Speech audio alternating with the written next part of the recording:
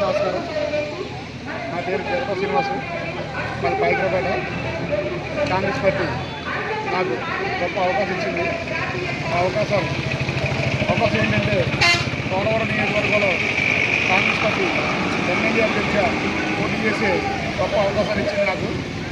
ఆ అవకాశాన్ని నేను ప్రజలందరికీ కూడా కాంగ్రెస్ పార్టీ అధికారంలోకి వస్తే ప్రజల బలుగు బలహీన వర్గాల వారికి ఆశాజ్యోతిగా నిలబడిన పార్టీ ఏదైనా ఉందంటే అది కాంగ్రెస్ పార్టీ ఒకటే అని చెప్పేసి ప్రజలందరూ కూడా గట్టిగా విశ్వాసంగా నమ్ముతున్నారు.